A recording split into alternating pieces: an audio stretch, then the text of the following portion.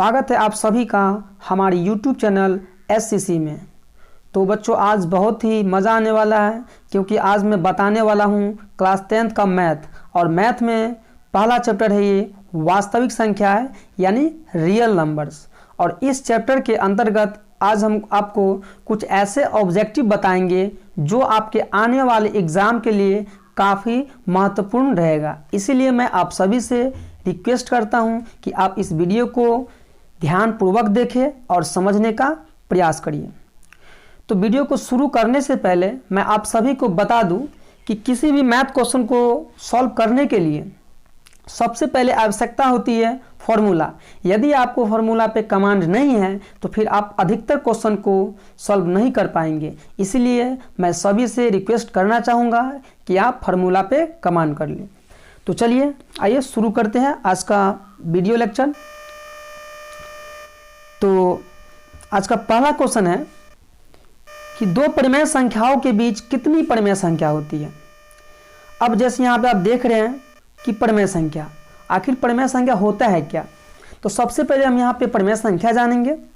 तो चलिए, तो परिमेय संख्या वह संख्या जिसे P/Q के रूप में व्यक्त किया जाता है उसे परिमेय संख्या कहते हैं, या फिर जिस संख्या का पूरा वर्गमूल निकल जाए उसे परिमेय संख्या कहते हैं। जैसे अब हम लोग लेते एग्जाम्पल में √16। क्या √16 परिमेय संख्या है? तो हाँ, ये √16 परिमेय संख्या। कैसे? तो √16 को हम लोग लिख सकते हैं 4 × 4 और ये 2 4 है, 1 4 बाहर हो गया, तो इसको लिख सकते हैं बट्टे में 1। और हम बताए हैं कि परिमेय संख्या को P/Q के रूप में लिखा जाता है। तो P/Q आप यहाँ देख सकते हैं, ये P का हो गया मान और ये Q का मान। और अगला एग्जाम्पल हम लेंगे, जैसे कि 2। क्या 2 परिमेय संख्या है? हाँ, 2 भी परिमेय संख्या है, 3 भी है, 4 भी है। 4 कैसे? कि सभी के बट्टा में कुछ कितना है? 1 है, इसलिए यह P/Q के रूप का है, यह परिमेय संख्या है। अब कौन सा परिमेय संख्या नहीं होगा? तो जैसे लेंगे √2। √2 परिमेय संख्या नहीं है। क्यों नहीं है? क्योंकि इस संख्या का पूरा वर्गमूल नहीं निकलता है, इसलिए यह परिमेय संख्या नहीं है। तो आपको क्वेश्चन में कह रहा था कि दो परिमेय संख्याओं के बीच कितनी परिमेय संख्या हो सकती है। तो चलिए आइए देखते हैं। कोई भी हम 2 परिमेय संख्या लेते हैं। जैसे मान लिया हम 2 ले लिए और एक 3 ले लिए। अब कहेंगे कि 2 के बाद हम कितना ले सकते हैं। तो 2 के बाद 2.1, 2.2, 2.3, 2.4, इस तरह से हम बहुत सारा लिख सकते हैं। तो यहाँ पे इसका आंसर हो जाएगा ऑप्शन डी, अनंत। यानी 2 परिमेय संख्याओं के बीच अनंत परिमेय संख्या हो सकती है। अब है क्वेश्चन नंबर 2। नंबर 2 में कहता है कि 11/15 का दशमलव प्रसार ... होता है। तो किसी भी परिमेय संख्या का दशमलव प्रसार 2 रूप में होता है, एक अशांत और एक शांत। अब अशांत कब होता है और शांत कब होता है, चलिए आइए हम लोग देखते हैं। तो किसी भी संख्या का यदि हर 2 के पावर n गुने 5 के पावर m के रूप का हो तो वह शांत होगा, अन्यथा अशांत होगा। तो जैसे में आपको दिया गया है क्वेश्चन में 11/15, इसको लिख सकते हैं, इसके हर कितना है 15, 15 को लिख सकते हैं 3 × 5। अब यहाँ देख सकते हैं इसका हर जो है 2 के पावर n गुने 5 के पावर m इस रूप का नहीं है। क्यों? क्योंकि 2 के अलावा इसमें 3 भी आ गया, इसलिए 2 के पावर n गुने 5 के पावर m के रूप का नहीं है, इसीलिए इसका दशमलव प्रसार अशांत होगा। इसका सही आंसर हो जाएगा ऑप्शन बी। अब है क्वेश्चन नंबर 3 में कहता है कि निम्नलिखित में कौन अपरिमेय संख्या है, यानी कौन ऐसी संख्या चारों में जो क्या है अपरिमेय है। तो चलिए आइए हम लोग चेक करते हैं। तो पहला में क्या दिया है, रूट में 64/36। तो 64 का वर्गमूल 8 और 36 का वर्गमूल 6। कैसे? तो देखिए 64 को हम लोग लिख सकते हैं 8 × 8 और 36 को लिखेंगे 6 गुने 6, यहाँ डबल 8 है तो 1 8 बाहर हो जाएगा, यहाँ भी डबल 6 है, 1 6 बाहर हो गया। आप एक देख सकते हैं कि यह किस रूप में है, P/Q के रूप में है, इसलिए ये क्या है, ये तो परिमेय है, लेकिन हमसे पूछा जा रहा है अपरिमेय संख्या। तो ऑप्शन ए आपका परिमेय हो गया। दूसरा बी में दिया है √81, तो 81 का वर्गमूल कितना हो जाएगा 9, ये भी परिमेय है। और हम सी नहीं डी देखते हैं, डी क्या है, डी भी क्या है, परिमेय संख्या। कैसे, तो 49 का वर्गमूल 7 और 9 का वर्गमूल 3। अब यहाँ पे देख रहे हो ऑप्शन सी जो है यह क्या हो जाएगा, अपरिमेय संख्या। क्यों, क्योंकि दिया गया है रूट में 2.5, जिसका पूरा पूरा वर्गमूल नहीं निकलेगा, इसीलिए इसका सही आंसर ऑप्शन सी। अब है क्वेश्चन नंबर 4 में कहता है √2 है एक, यानी √2 कौन सी संख्या है। तो हम पहले ही बताए कि जिसका पूरा पूरा वर्गमूल नहीं निकले तो क्या हो जाएगा, अपरिमेय संख्या। अब यहाँ पे दिया गया है √2 का वर्गमूल नहीं होगा, इसीलिए इसका सही आंसर हो जाएगा ऑप्शन बी, यह एक अपरिमेय संख्या है। क्वेश्चन नंबर 5 में कहता है कि 2 या 2 से अधिक अभाज्य संख्याओं का मौसो मतलब HCF है। तो आपको बताना है कि 2 या 2 से अधिक अभाज्य संख्याओं का मौसो है। तो सबसे पहले अभाज्य संख्या क्या होता है यह जानेंगे। तो वह संख्या जो अपने और केवल एक से विभाजित यानी कट जाए तो उसे अभाज्य संख्या कहते हैं। जैसे में दो क्या है, अभाज्य संख्या है। 3 क्या है, अभाज्य संख्या है। 5 क्या है, अभाज्य संख्या है। क्यों है, क्योंकि 2 जो है केवल 2 से ही विभाजित होगा और 1 से। 3 भी 3 से विभाजित होगा और 1 से। इस तरह से जो संख्या अपने से और 1 से विभाजित हो जाए उसे अभाज्य संख्या कहते हैं। अब अभाज्य संख्या कौन नहीं होगा, तो 4 अभाज्य संख्या नहीं होगा। क्यों नहीं होगा, क्योंकि यह 2 से भी विभाजित है और यह 4 से भी विभाजित है, इसीलिए यह अभाज्य संख्या नहीं है। तो हमसे पूछा जा रहा है कि 2 या 2 से अधिक अभाज्य संख्याओं का मौसो क्या होगा। तो हम लोग ले लेते हैं कोई भी 2 अभाज्य संख्या। तो जैसे हम ले लेते हैं 2 और 3, ये दोनों अभाज्य संख्या है, तो इसका मौसो निकालेंगे। तो चलिए निकालते हैं। 2 एकम 2, यहाँ 3 में से 2 गया तो 1, यहाँ ये आ जाएगा 2 और 1 दूना 2, तो कितना आया, 1 आ गया। चलिए कुछ और संख्या लेके भी चेक कर लेते हैं। जैसे हम ले लेंगे 1 5 और 1 7, दोनों अभाज्य संख्या है। तो 5 एकम 5, 2 और ये 5 आ गया, 2 दूना 4, 1 और यहाँ पे 2 एकम 2। अब इस तरह से देख रहे हैं कि दोनों स्थिति में एक ही आ रहा है, इसीलिए 2 या 2 से अधिक अभाज्य संख्याओं का मौसो कितना होगा, 1, यानी ऑप्शन ए सही आंसर इसका। अब है क्वेश्चन नंबर 6 में कहता है कि निम्नलिखित में कौन परिमेय संख्या है। अब आपको देखना है इसमें कि 4 ऑप्शन है, चारों ऑप्शन में कौन ऐसा संख्या है जो क्या है, परिमेय है। तो चलिए चेक करते हैं। तो सबसे पहले ऑप्शन ए को देखेंगे। ए क्या है, अपरिमेय। क्यों, क्योंकि √3 का वर्गमूल नहीं निकलेगा, इसलिए अपरिमेय है। लेकिन हमसे पूछा जा रहा है परिमेय संख्या।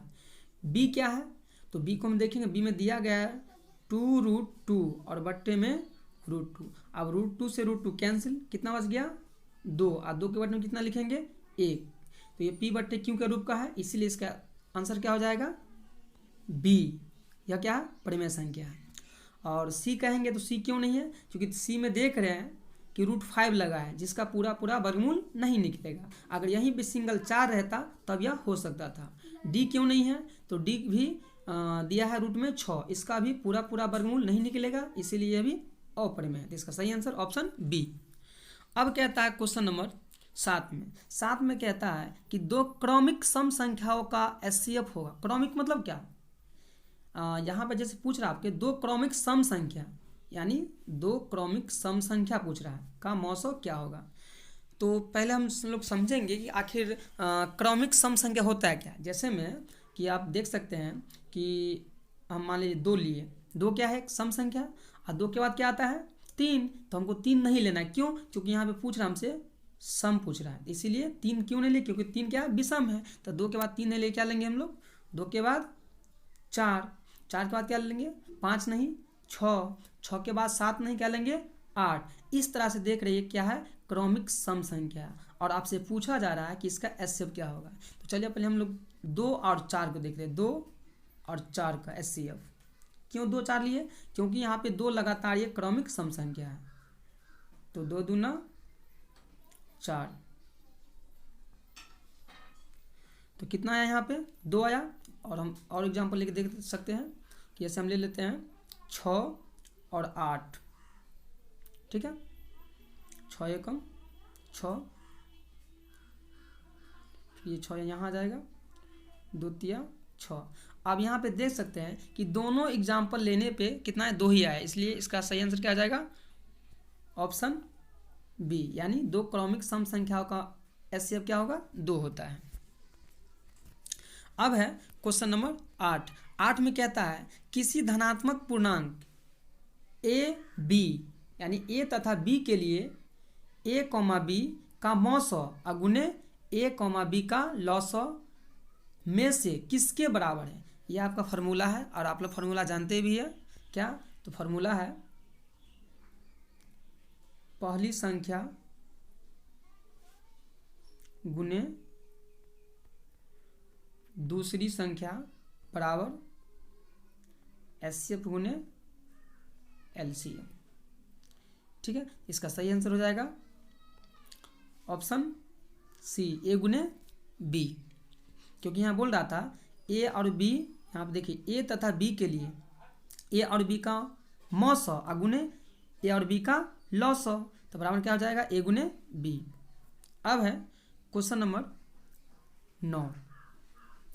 9 में कहता है कि यूक्लिड विभाजन एल्गोरिथ्म 2 धनात्मक पूर्णांकों के निम्न में किसे परिकलित करने का तकनीक है। यानी यूक्लिड विभाजन एल्गोरिथ्म 2 धनात्मक पूर्णांकों के लिए हम लोग इससे क्या निकालते हैं, तो यूक्लिड विभाजन एल्गोरिथ्म से हम लोग क्या निकालते हैं, मौसौ, यानी एचसीएफ। इसका सही आंसर हो जाएगा ऑप्शन बी। क्वेश्चन नंबर 10 में कहता है कि पाई है, यानी पाई कौन सी संख्या है। तो बच्चों मैं यह बता दूं कि पाई हमेशा क्या होती है, अपरिमेय संख्या होता है। यदि आपसे पूछ दे कि पाई का मान कितना होता है, तो पाई का मान होता है 22/7 और 3.14। यदि आपसे पूछ दे कि यह कौन सी संख्या है, तो यह एक परिमेय संख्या है। क्यों, क्योंकि इन दोनों संख्याओं को हम लोग p/q के रूप में लिख सकते, इसलिए यह एक परिमेय संख्या है। अगर केवल पूछे पाई क्या है, तो पाई हमेशा क्या होती है, अपरिमेय संख्या होती है, इसलिए इसका सही आंसर हो जाएगा ऑप्शन बी। यदि कोई भी संख्या रहे, जैसे मान लीजिए कि 2 है, तो 2 अभी क्या है, परिमेय संख्या। अगर इसको हम क्या कर दे, पाई से गुना कर दे, कितना हो जाएगा 2 पाई। तो 2 क्या था, परिमेय संख्या, लेकिन पाई से गुना करने पे अब ये क्या बन गया, सब ये अपरिमेय संख्या हो गया।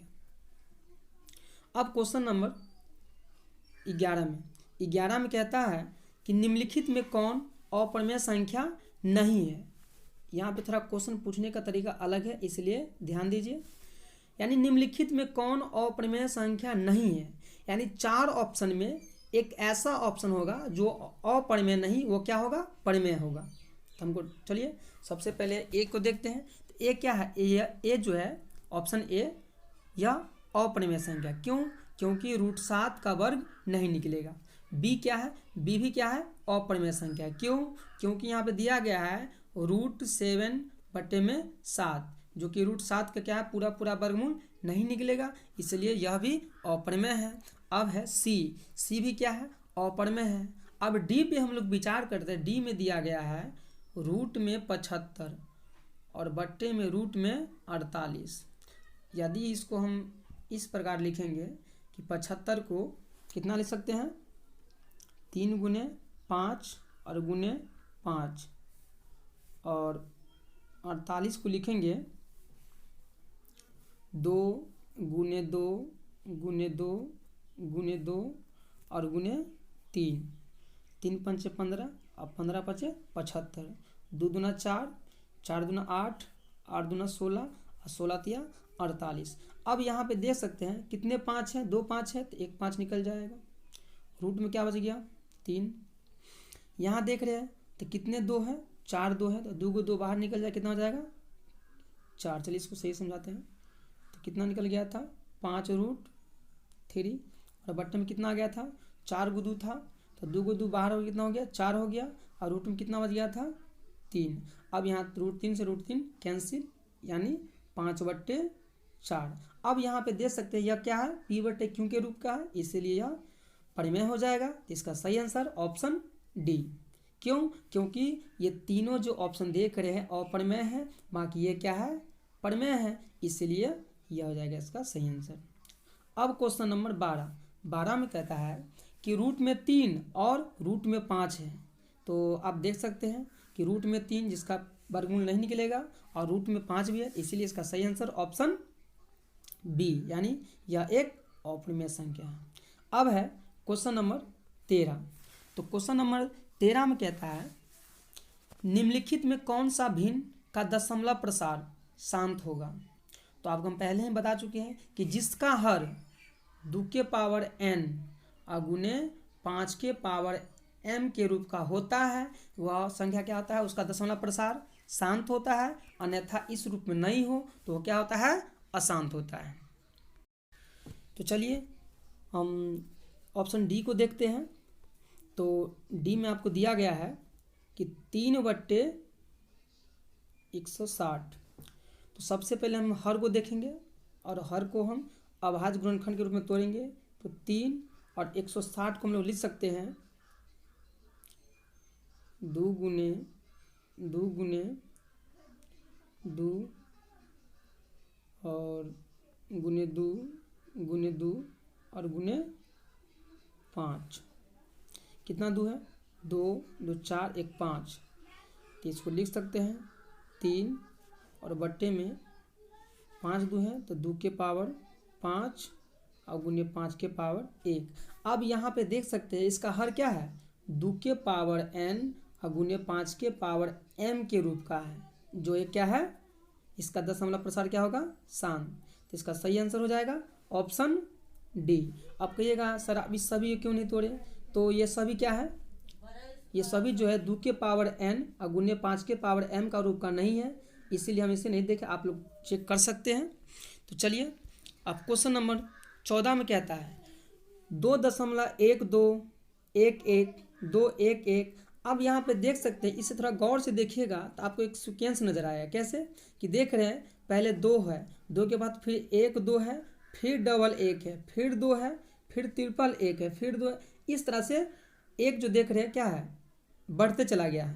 ठीक है, तो इस तरह से अगर संख्या आवे तो यह हमेशा याद रखिएगा, इस तरह से अगर यदि कोई संख्या रहे तो क्या होता है, तो यह एक क्या होगा अपरिमेय संख्या होता है। तो जैसे हम दूसरा एग्जाम्पल है, जैसे हम कहेंगे 0.10 100 100 इस तरह से बढ़ते गया, तो यह भी क्या है अपरिमेय संख्या है। यानी इसे हम कह सकते हैं अशांत अनावर्ती, और अशांत अनावर्ती क्या होता है अपरिमेय संख्या होता है। अब है क्वेश्चन नंबर 15 में कहता है कि रूट में 3/√12 है। तो चलिए आइए देखते हैं। तो रूट में 3 और बट्टे में √12। अब इसे हम लिख सकते हैं रूट में 3 और 12 को लिखेंगे 2 गुने 2 और गुने 3, 2 दूना 4 और 4 तिया 12। अब यहाँ पे देख रहे हैं डबल 2 है, तो रूट में 3 ऊपर में है और 1 2 बाहर आ जाएगा तो 2 और रूट में कितना बच जाएगा 3। अब यहाँ √3 से √3 कैंसिल, ऊपर में कितना कुछ नहीं तो कितना है 1 है और बट्टे में 2 यानी 1/2। तो 1/2 क्या है P/Q के रूप का है, इसलिए क्या हो जाएगा यह एक परिमेय संख्या। इसका सही आंसर हो जाएगा ऑप्शन ए। अब है क्वेश्चन नंबर 16 में कहता है कि 3 - √3 है। तो 3 - √3 क्या है, यह एक अपरिमेय संख्या हो। क्यों? क्योंकि सिंगल अगर 3 रहता तब तो यह परिमेय होता है, लेकिन इसमें दिया गया है 3 और -√3, जो कि √3 का पूरा वर्गमूल नहीं निकलेगा, इसीलिए क्या हो जाएगा अपरिमेय संख्या। अब है क्वेश्चन नंबर 17। तो 17 में देख सकते हैं आपको दिया गया है 11.23, 5, 6 और 4 और 5 से लेके 4 तक संख्या में क्या है, रेकरिंग है। इसको रेकरिंग बोला जाता है। अगर रेकरिंग वाला इस तरह से कोई भी संख्या रहे तो वो क्या होता है, हमेशा परिमेय संख्या होता है। तो इसीलिए इसका सही आंसर हो जाएगा ऑप्शन ए। अब है क्वेश्चन नंबर 18। 18 में कहता है कि 5.233 डॉट डॉट डॉट है। तो यहाँ पर इसको मैं ऐसे भी लिख सकते हैं 5.2 और 3 पे रेकरिंग। क्यों, यानी इसका मतलब हुआ 5.233 यानी 3 अनंत तक आ रहा है। तो रेकरिंग वाला पहले जैसे ही रेकरिंग वाला आ जाए तो वो क्या होता है, एक परिमेय संख्या। तो इसका सही आंसर हो जाएगा ऑप्शन ए।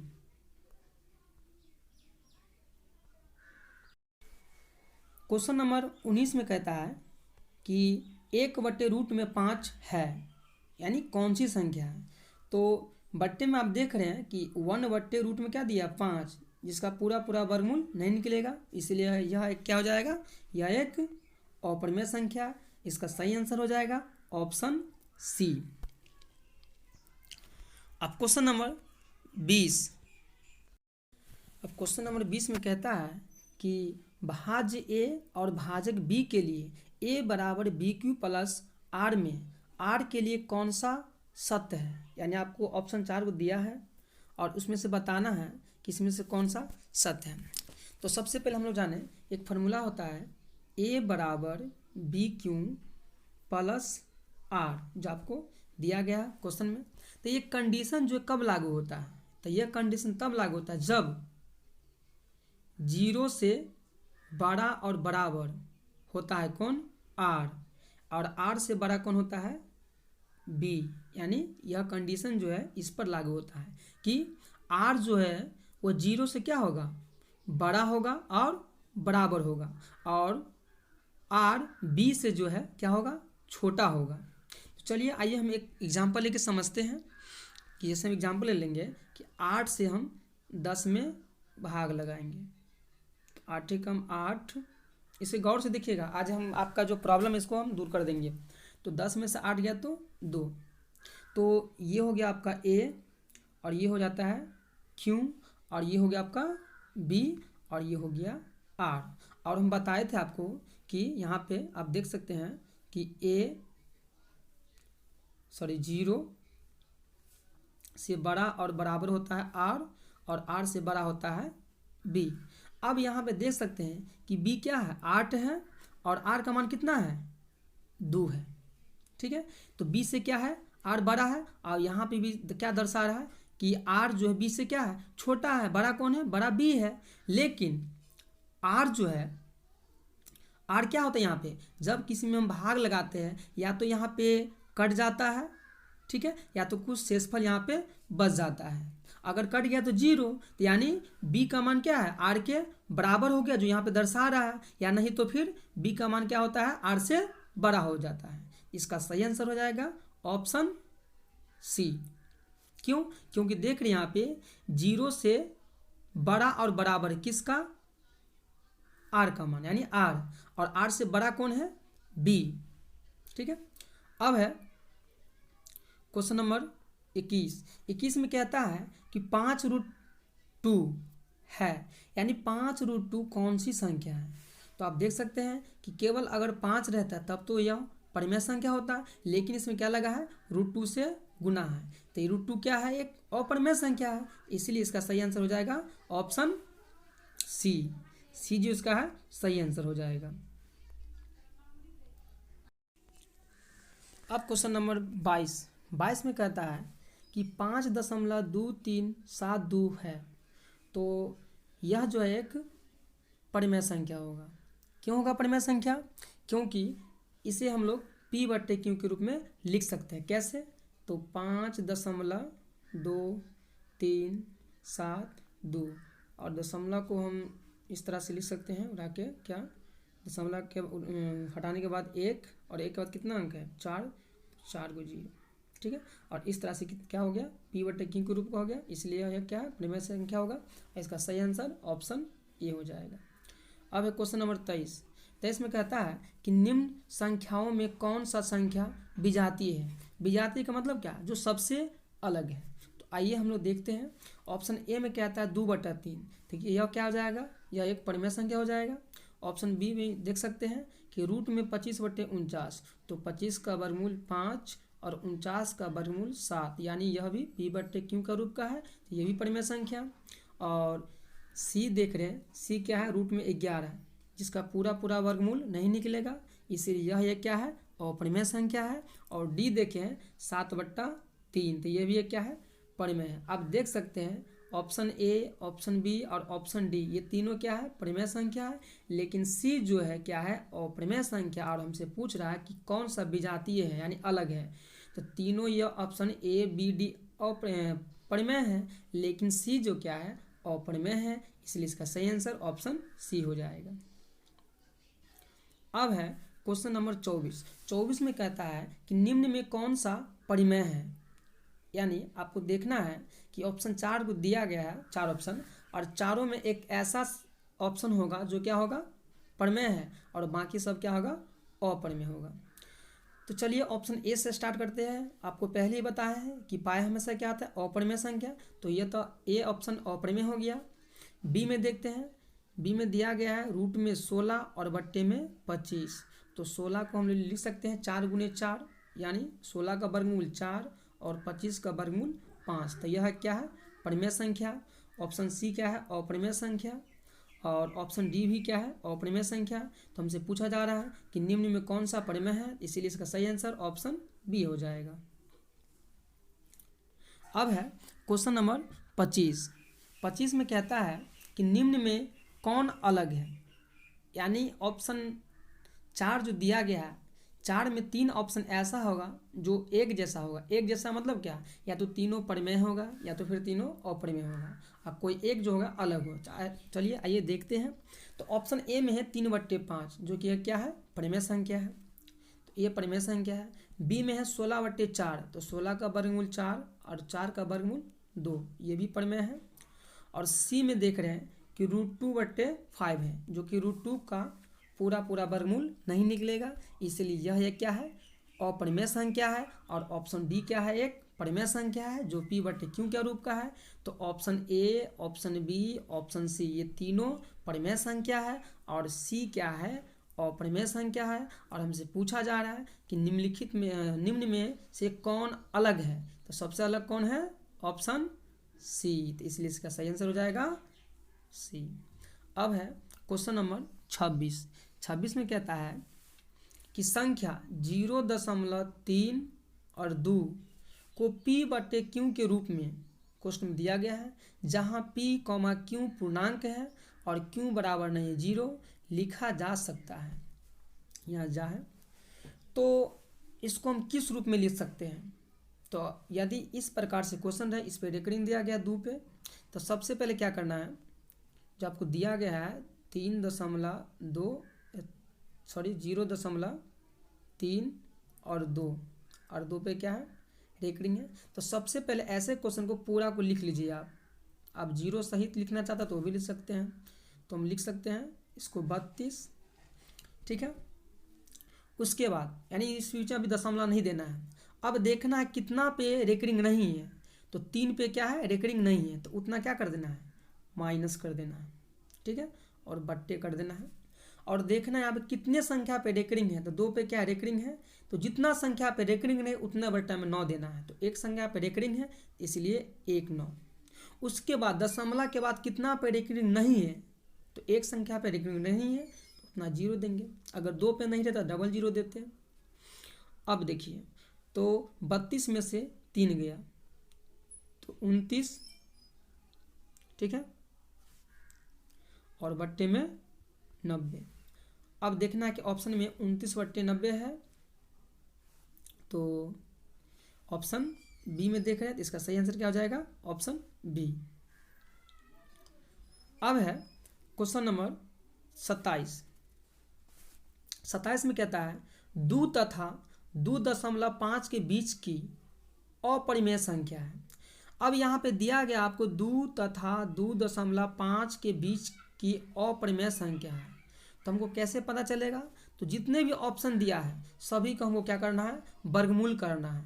या यदि वर्गमूल करने पे 2 तथा 2.5 के बीच का आ गया मान तब तो इस रूप का है, अन्यथा नहीं। चलिए आइए देखते हैं। तो सबसे पहले यहाँ पे हम ऑप्शन बी को चेक करते हैं। बी का हम कितना दिया है?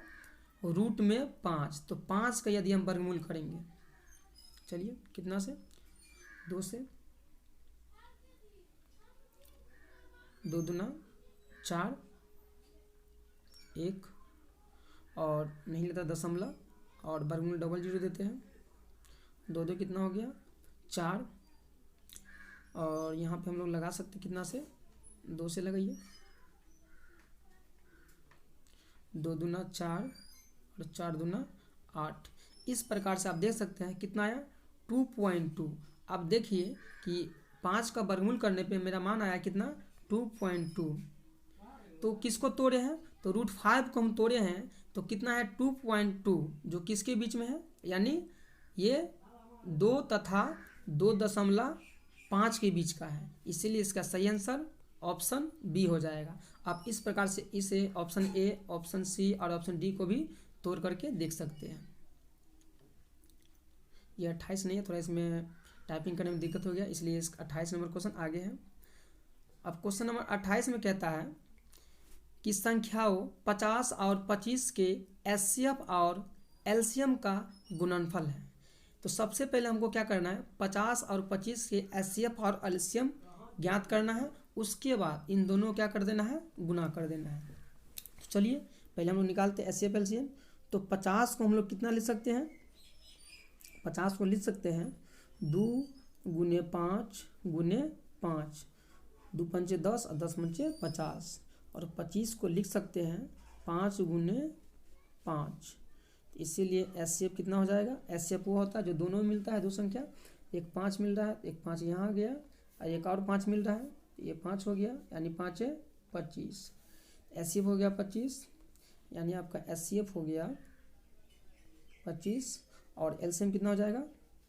आप अलग से भी निकाल सकते कॉपी पे, ठीक है। तो उसमें 2 बच गया था और इधर 25, यानी 25 और गुने 2, जो बच गया उससे गुना कर दें, कितना हो जाएगा? 50। तो एचसीएफ आया 25 और एलसीएम आया 50। अब इन दोनों संख्या कर देंगे, गुना कर देंगे। तो गुना करिए, 5 25 के 5, 5 2 10, 2 12 और ये 0, 1250। तो इसका सही आंसर हो जाएगा ऑप्शन बी। अब है क्वेश्चन नंबर 29। 29 में कहता है कि 278 को किस संख्या से विभाजित करें कि भागफल 12 और शेष 2 प्राप्त हो। तो आप एक फार्मूला जानते हैं, भाज्य बराबर भाजक गुने भागफल और प्लस शेष। अब आपको जो संख्या दिया गया 278, वो क्या हो जाएगा? भाज्य। तो 278 और भाजक का मान यानी दिया गया, नहीं दिया है तो भाजक को इसी लिख देंगे, ठीक है। और गुने भागफल, यहाँ पे प्रश्न में बोल रहा है 12 दिया गया है और शेषफल 2। तो ये 278 और 2 को हम इस साइड लाएंगे प्लस में, तो क्या चीज में हो जाएगा? माइनस में। तो इस साइड बच गया आपको क्या? भाजक और गुने में 12, यानी इसको लिख सकते हैं 278 माइनस 2 बराबर भाजक